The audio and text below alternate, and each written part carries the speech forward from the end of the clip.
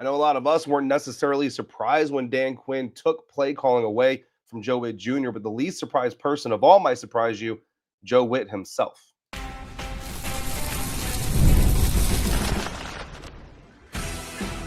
You are Locked On Commanders, your daily podcast on the Washington Commanders. Part of the Locked On Podcast Network, your team every day. This is Locked On Commanders, part of the Locked On Podcast Network, and now the number one sports podcast network in the world, in the universe, because we have no proven other sports podcast networks off this planet. So we are the number one sports podcast network in the universe. I'm David Harrison, your guy on the ground, covering the Washington Commanders for WUSA 9. Also writing about the Commanders on SI and on X at DHarrison82. Coming up on today's episode, we've got live bets with varying odds, or I'm going to give you bets with varying odds of hitting this weekend, our deep dive into the keys to this weekend's game. And we're going to start it all off with Joe Whitt Jr. explaining why he knew that the change that came was coming. All of that coming up on today's episode of Locked On Commanders, a proud part of the Locked On Podcast Network, your team every day. And it's all brought to you by Game Time. Download the Game Time app, create your account, use promo code LOCKEDONNFL for $20 off your first purchase. So we may have been a little bit surprised by the timing of Dan Quinn taking the play calling away from Joe Whitt Jr., only really because Sunday after the loss to the Detroit Lions, he was asked if he was considering making any big changes before the next game with the Madrid trip coming up, and he had said that no, he wasn't. Joe Whitt Jr., obviously the very next day, it was announced to us by Dan Quinn, is going to be stripped of his play calling responsibilities on game day. And then we finally got the opportunity to speak to Joe out here in Madrid on Friday for the first time since this decision was announced. He did not speak on Thursday when the coordinators typically speak. Joe Whitt Jr. still holds the defensive coordinator title, you know what I mean, and all those things. And to Joe, what he said to us, part of what he said to us, we're going to go through a lot of it here, is that his day-to-day hasn't really changed. Basically, what's going to change is on game day. And that's kind of what we talked about, right? The vehicle isn't changing as much as the driver of it. Instead of Joe Whitt behind the wheel, it's going to be Dan Quinn behind the wheel. And their hope is that that can generate a little bit more horsepower out of this Washington Commanders defense. So speaking of Joe Whitt Jr., he started right off the bat by just talking about the fact that this wasn't necessarily a surprise. He said, quote, "Well, I've been in this business long enough, and at the end of the day, it's about winning and about producing, and we've yet to do that this year. And so it wasn't necessarily anything that I was necessarily shocked by. We're here to win. So no different than if you move a player in and out. Sometimes that happens in coaching," end quote. So that was one of the first things, actually, that was the first thing that Joe Whitt Jr. said to us as a media group here in Madrid, getting the opportunity. He only spoke to local media, didn't do like the big podium presser in front of the foreign media and all that stuff. Only talked to the local media after we spoke to Dan Quinn and some players on Friday. So no shock, but also no hard feelings for Joe Whitt Jr. He's not taking this personal. He said he understood it. He expected it. No ill will towards anybody, especially Dan Quinn, who he said they have a special connection, and that remains unchanged. And he even said very specifically that Dan Quinn has a job to do and that he wouldn't ask Dan Quinn to not do his job as the head coach of the team. So the new workflow, how has that been working so far this week? Again, Joe Whitt sharing with us that basically the day-to-day really isn't different. What's going to change again, game day, is going to be very similar to how they operated in Dallas. It doesn't necessarily mean that the defense is going to look the exact same as what they had in Dallas, but more so just the function and operation of the coaching staff is going to be similar. Whereas, you know, in Dallas, Dan Quinn would be in the booth calling the defense. Joe Whitt Jr. sitting there right next to him. Again, Dan Quinn called Joe Whitt Jr. his right-hand man, and it's very quite literal in the press box up there when he's doing that. However, obviously, as the head coach, Dan Quinn not going to be in the press box. He is going to be on the field. So that's a little bit different than the way they did it in Dallas. But Joe's not worried about that. He said that they did that for one game. Mike McCarthy had COVID, so Dan had to come out of the press box, go down to the sideline to be the head coach for the game. And they operated it that way against the New Orleans Saints that last season there, or during that season, and it went well. So they have experience doing that. So as far as the changes to the game day operation, really most of it is between the coaches, because at the end of the day, like Bobby Wagner is going to get the call in the helmet. He sets the call. They make their checks. All that stuff is staying the same. So again, that's kind of what we talked about before with the idea of like firing Joe Whitt Jr. midseason and all this stuff. You're not just going to reinstall a whole new system, you know what I mean, overnight in 1 week. As far as like the differences between practice and game day, Joe Whitt Jr. did say, quote, "Practice has not been the problem," end quote. He said the issue has been getting the game day performance to be the same level of energy and all that stuff for that they have in practice on game days, and that's what's really been kind of a disconnect. He did get asked about injuries, and he did acknowledge that both ends are gone from their starting lineup. Both corners are gone. They lost a safety and all that kind of stuff. But he also said this is football, in quote, so you can't make that an excuse, but it does play some factor, end quote. And I think that's kind of an important thing. And again, coaches and players, they don't like to really even admit that it's at all a factor, right? And he does premise this by saying, like, this is the NFL. This is what we have to deal with.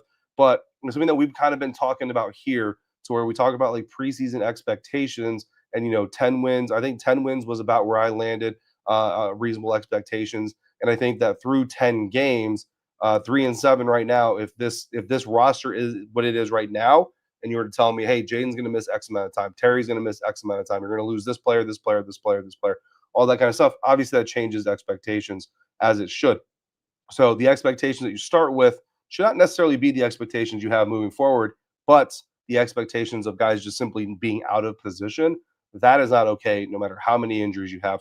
And Joe Whitt Jr. also acknowledged that fact. So here are some of the numbers, some of the stats behind the decision for Dan Quinn to take over play calling, why this move is necessary. 29th in the NFL in sack rate, 6.67%. Now that's gone way down since Dorrance Armstrong Jr. got hurt. So that's kind of the injury impact of it all, of course, but that's not an acceptable number no matter what. 27th in run defense, are allowing just over 134 yards per game on the ground, allowing 112.5 opponent passer rating, which is immense. 22 touchdowns versus only 5 interceptions. Tell you what, if there's a quarterback out there throwing the ball to a rate where they have a 112.5 passer rating, 22 touchdowns, and only thrown 5 interceptions, they're an MVP candidate. So that's basically what the Commanders have given up this season, is an MVP candidate quarterback performance for the season so far through 10 games. So injury statuses. Okay, so the game kicks off. Again, international games are a little bit different. 9:30 a.m. Eastern time. If you're not aware of that, 9:30 a.m. Eastern time, which means 6:30 a.m. Pacific Standard Time, right? So that's going to be even earlier for those of you in California or the West Coast just in general. Both these teams are 3-7, so not the super sexy matchup that the NFL maybe was hoping for when they made the schedule. Quarterback Jayden Daniels obviously is out. He's not even in country. Wide receiver Terry McLaurin is out. Have seen him work with trainers this week. Wide receiver Traylon Burks also out for this game. Safety Will Harris, his practice window to return off IR was open this week. I was hopeful that possibly he would come back. Non-contact jersey all week. He is out for the game as well. Defensive end Drake Jackson also had his practice window open to return off of IR. He is going to miss this game, however, so we'll look for him to come back. I would think probably for Denver. Not come back, make his debut, right? Linebacker Ale Cajo, who suffered a concussion last week, didn't travel with the team. He is also out. Daron Payne obviously didn't travel with the team because he is out with a suspension. Linebacker Jordan McGee popped up on the injury report on Friday with a knee injury and is questionable. Ben Sinnott, tight end, popped up on the injury report on Thursday with an ankle injury. He is also questionable, did not practice on Friday, so we'll have to find out more from them ahead of the game on Sunday. Obviously, there's multiple players on IR for the Miami Dolphins. They've got multiple players on IR as well. Offensive lineman Austin Jackson has his window to return off of IR for the Dolphins open. He is officially listed as doubtful, so he's probably not going to play. According to Miami Dolphins media, none of them really expect him to play. Linebacker Bradley Chubb popped up on the injury report with a foot injury. He is questionable. Cornerback Rasul Douglas, wide receiver D. Eskridge, offensive lineman Aaron Brewer, all also questionable for the Miami Dolphins. Linebacker Chop Robinson has cleared concussion protocol. He was a full participant in practice this week. He is cleared for the game. So for the Washington Commanders, every other player was cleared. So Chris Rodriguez, shoulder injury, all that stuff, cleared, good to go. A relatively healthy backfield and offensive line is going to be absolutely crucial this weekend for the Washington Commanders as we dive deep into our Week 11 keys. Coming up next on today's episode of Locked On Commanders, part of the Locked On Podcast Network, your team every day. And today's episode of Locked On Commanders brought to you in part by Prize Picks. You and I, we make decisions every single day, but on Prize Picks, being right can actually get you paid. So don't miss out on any of the excitement this sports season, whether you're following the NFL, the NBA, or both. There is no better time than now to jump in on the action. If you haven't tried it yet, Prize Picks is the simplest way to play. Just pick more or less on at least 2 player stats, and if you get them right, you win. It takes less than a minute. Sometimes it takes like 5 minutes if you're an overthinker, the way that I am. But either way, you can set your lineup super quick, and you can play anywhere the Prize Picks operates, including California, Texas, and Georgia. I've been using Prize Picks since they first signed on to be a sponsor with the network, and it is a great app. It's a great time. Highly, highly recommend it. 10 out of 10, all that kind of stuff. Download the Prize Picks app today. Use the code LOCKEDONNFL to get $50 in lineups after you play your first $5 lineup. That's code LOCKEDONNFL for $50 in lineups after your first $5 lineup. Prize Picks, it's good to be right.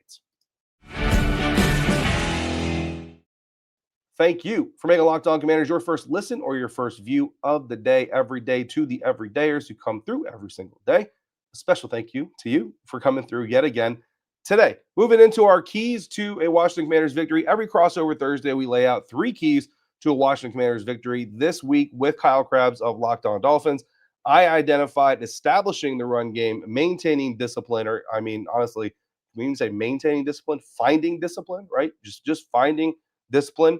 And then, of course, be in position against a very stoppable force. For the Miami Dolphins, Kyle Krabs of Locked On Dolphins pointed out they have to have a plan for Deebo Samuel. They got to change the picture post-snap. They got to get run blocking out of their skill position players to take advantage of a soft edge on the Washington Commanders defense. So first off, let's go through some quantifiable ways that I think the Washington Commanders could be capable of achieving the 3 keys that I laid out for them. First things first, establishing the run game. Great news on Friday. Chris Rodriguez up at the podium saying, I'm 100% good to go for the game on Sunday. Game status report comes out, verifies what Chris said, that he's no health concern status, and he is a full go for Week 11 against the Miami Dolphins, which is great. Because also, if you've been paying attention, Dan Quinn has been saying a lot of good things about Chris Rodriguez in his post-game Zoom, in his one-on-one with Chick Hernandez, in his Wednesday press conference. Like, just saying a lot of good things about Chris, where to the idea where it just kind of looks like Chris is going to be that lead back. He's going to get the opportunity to start the game off for the Washington Commanders. No bell cows, no primary backs, nothing like that. But I think it's just setting the tone. And that's going to be very important because the Miami Dolphins run defense is ranked 26th in the National Football League. They're giving up almost 140 yards per game, while the Washington Commanders run offense is still ranked pretty highly. Again, it's been ranked pretty highly all season long, but it's been incrementally just kind of falling down the rankings. Still top 5, which is good through 10 weeks, but obviously it's had some more staggeringly successful weeks that are kind of skewing those numbers just a little bit. But again, going back to just early in the season, starting the game off with Chris Rodriguez, bringing in Ja'Cory Krosky-Merritt, bringing in Jeremy McNichols after that, it's just a kind of a tried and true, at least this season, way. Deliver some body shots to that defense, get them winded a little bit, get their hands on their knees, and then bring in the guys that can gash them for the big hits or the big chunk yards, right? So a little bit of a hidden stat against Miami Dolphins defense. The Miami Dolphins run defense has a very, very significant weakness on the edge. They rank 30th in yards per attempt allowed when the offense runs to the left end. So that's the offense's left side, 8.11 yards. Washington, meanwhile, has an explosive running game off the right tackle. So this is the matchup to exploit. I'm sorry, the defense's left end, which would be the right tackle. So this is the matchup to exploit. Run to the offense's right side, get Josh Connerly moving, pull Sam Cosmi, pull Tyler Biadasz, whatever you got to do. Get him out there, swinging out there and blocking. Get those receivers blocking, tight ends, all that kind of stuff. Get on the edge on the right side of the offensive formation and find those big yards. Marcus Mariota, very decisive north and south runner. When he is a runner, use that as well to your advantage and get that run game established and continue to use that run game throughout the entirety. Because guess what? Your defense can't give up points if they're on the sideline. Perfect. Key number 2, maintain discipline. And again, I say maintain discipline, but you got to find discipline first, right? Washington Commanders, very penalized team. Breaking news. I know. Brand new information. Commanders have 72 penalties through 10 games. That's 7.2 penalties per game on average. I know that because I'm Asian and I can do math that fast. 72 divided by 10, boom, 7.2. Impressive. 612 yards total penalty yardage. Rolling tendencies. I do a tendency report every single week. I have a rolling one. I have a weekly one. The rolling one shows me that the 16 false starts, 15 offensive holding calls. That right there accounts for nearly 50% of their entire penalty count. That has to get cleaned up. It's also about mental discipline. Tyler Biadasz, Sam Cosmi spoke this week about avoiding finger pointing, right? Anytime there's a false start, all we see is finger pointing. They can't do it internally, all those kinds of things. Tyler Biadasz said, quote, you can only control what you can control individually. What you can do better to make the team be able to win games, end quote, is what is important. Don't hold, don't have the false starts, especially on run plays, right? Dan Quinn kind of specified this just a little while ago, said that, holding plays or holding calls on pass plays is one thing. Holding calls on run plays, he has no room for it. Makes no sense to him. And you know what? If that makes no sense to him, it's going to make no sense to us too, right? No holding penalties.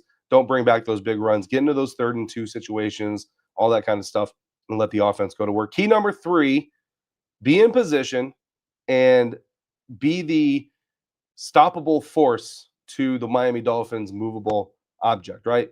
The secondary has to avoid busted coverages. You got to capitalize on Miami Dolphin mistakes. Tua Tagovailoa will absolutely put the ball in jeopardy.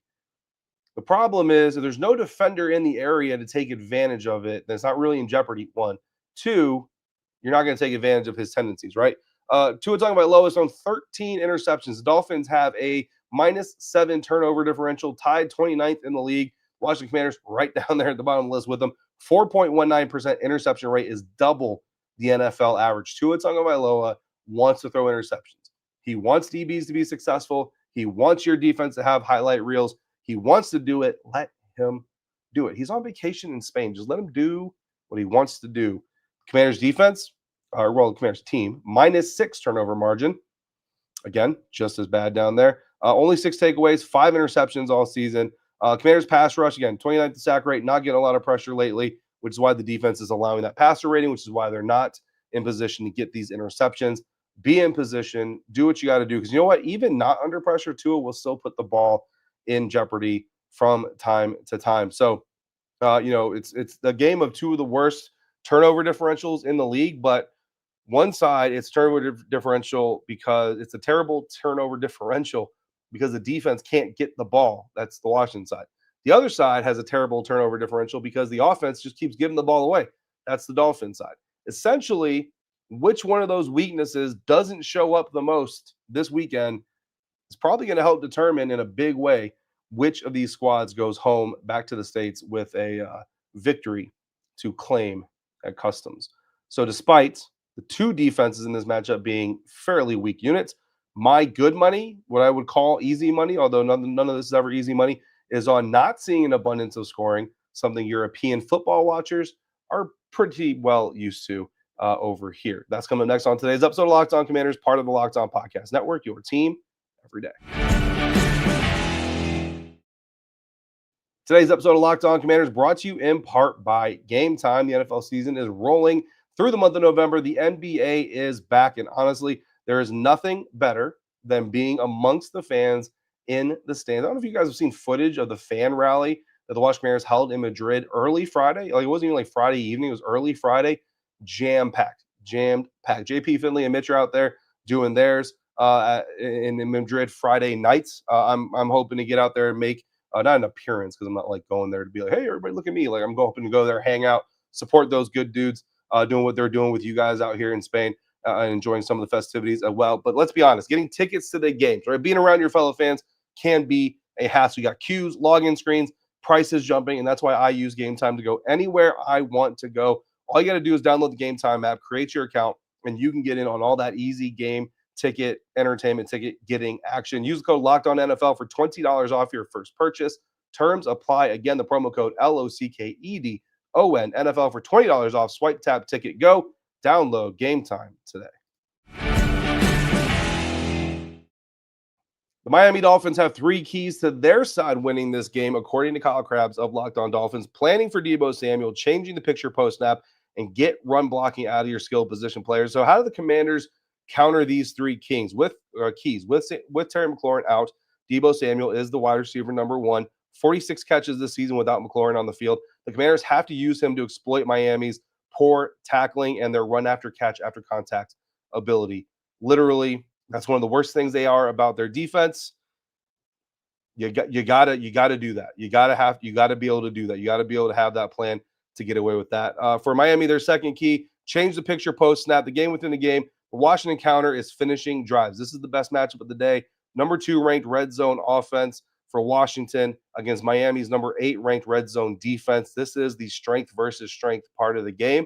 Washington Commanders, you have to win that strength versus strength. And then the key number 3, get run blocking out of their skill players. Devon Achane, absolutely key to this game. This is Washington's greatest weakness, and that's where the Washington Commanders have to be able to come up with a plan, come up with something to figure out how to set that edge. I was kind of hoping that maybe Drake Jackson would come back, and I don't have like a whole lot of expectations out of him. It's been a long time since he's played, but it kind of like just can't get worse, right?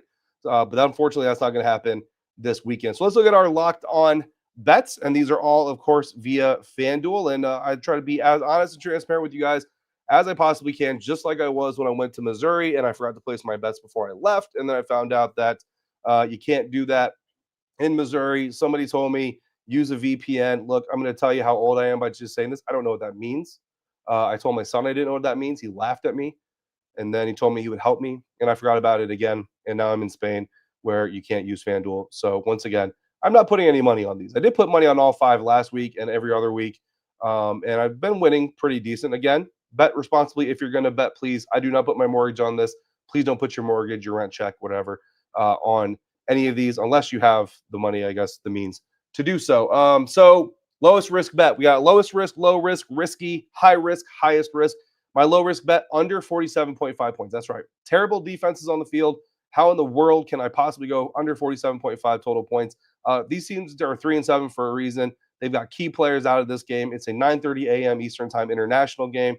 Tua has 13 interceptions. I just think this is going to be a low-scoring affair. And if the Washington Commanders get key number 1 in place for us, running game is going to be prevalent, and it's going to run the clock. Low risk, Devon Achane, anytime touchdown is my risk, is my low risk. Same game parlay. I'm going with 2 Commanders, 2 Dolphins on this.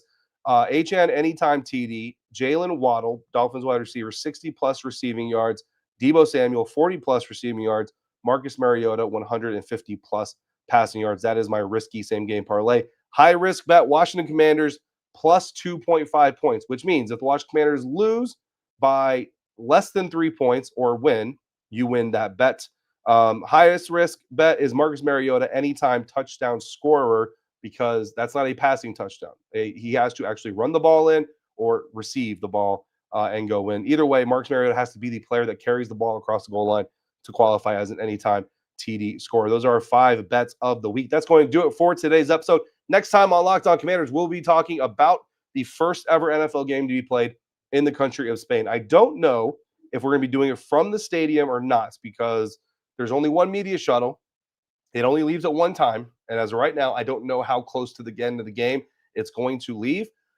I'm going to tell you, I'm usually one of the last people, if not the last people, to leave the press box every week.